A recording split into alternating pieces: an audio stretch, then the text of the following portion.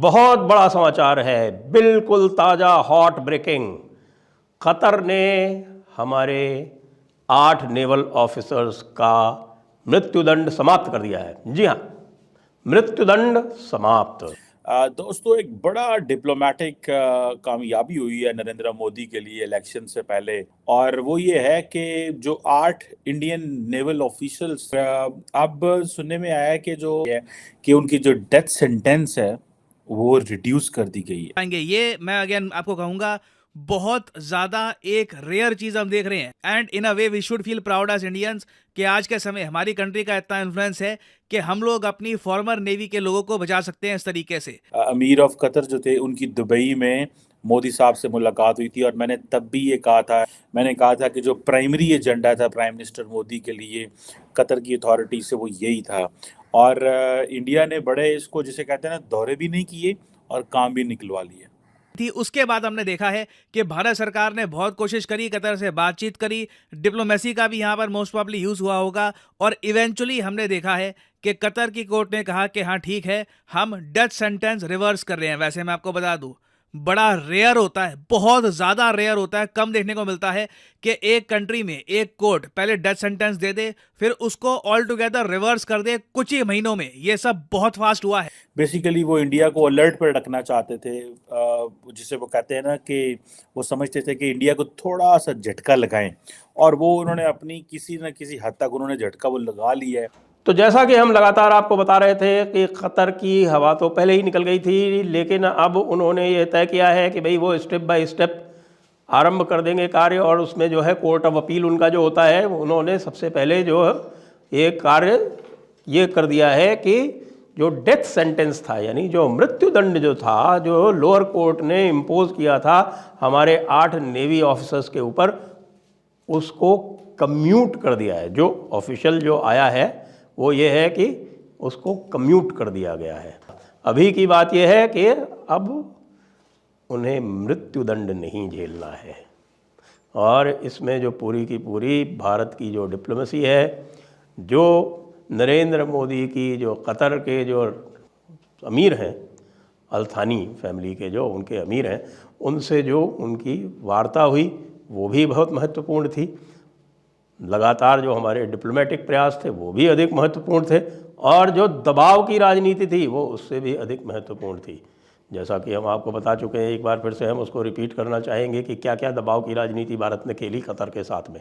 सबसे पहले तो भारत ने कतर के यहाँ जाने वाली दवाइयाँ इत्यादि जो हैं उनमें थोड़े से झमेले डालने आरंभ कर दिए। थोड़ी जी जो पेपर वर्क है वो लंबा होने लगा। जो दवाइयाँ 3 दिन में निकल रही थी वो 30 दिन में भी नहीं निकल पा रही थी। अभी सुनने में आया कि वहाँ पे इंडिया के जो एम्बेसडर थे, जारी बात है वो भी कोर्ट के अंदर मौजूद थे। इस वक्त इंडिया और कतर के दरमियान जो सबसे बड़ा इशू था वो यही था, ठीक है। और बाकी भी उनके ऑफिशियल सुना उस कोर्ट में मौजूद थे और कुछ फैमिली मेम्बर्स भी मौजूद थे। और आज जब ये सारा वाकया सामने आया है तो उन्होंने कहा होगा कि भाई देखें, रियासत जो है वो खड़ी हुई थी, हमने तमाम लीगल असिस्टेंस दी, जितना भी पैसा चाहिए सारा कुछ जो भी है। अब ये जो क्वेश्चन है, ये इसका नाम था दारा ग्लोबल केस जिसमें ये सेंटेंस हुई थी। इस क्वेश्चन में इस चीज़ की ये समझ नहीं आई कि इंडियन जो ऑफिशियल्स हैं वो वहाँ पे जो ये जॉब वगैरह कर रहे थे उसमें किस तरह की चीज़ों में इन्वॉल्व थे या वो क्या करते रहे। अब ये हो नहीं सकता कि स्क्रैच से केस शुरू हुआ हो और बस एवं इल्ज़ाम लगा के अंदर करते हैं। मतलब there is nothing like that. Either वो डेलिबरेटली कुछ कर रहे थे, अनकॉन्शियसली कर रहे थे, या वो कुछ ऐसा काम कर रहे थे that was the part of the game.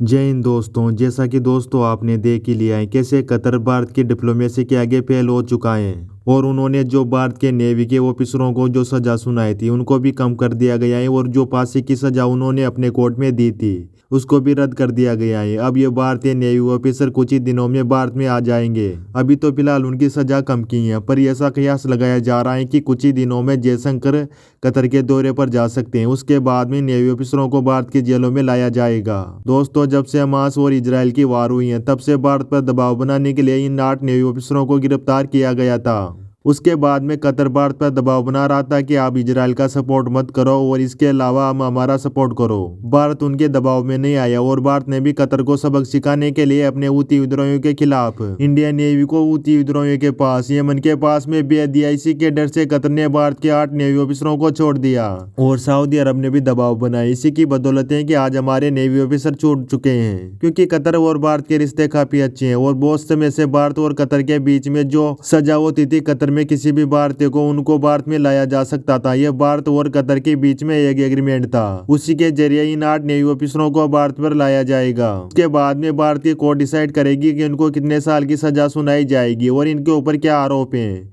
क्योंकि अभी तक कतर की सरकार ने नहीं बताया है कि इनके ऊपर क्या आरोप है। यह पब्लिक नहीं किया गया है और आने वाले समय में कतर का दौरा तो भारत करेगा ही सुनिए और उसके बाद में कतर को सबक सिखाने की तैयारी भी चल चुकी है, क्योंकि कतर भारत के आंतरिक मामलों में दखल अंदाजी भी करता रहता है। जब नपुर शर्मा का केस आया था तो उस समय भी कतर ने दखल अंदाजी की थी।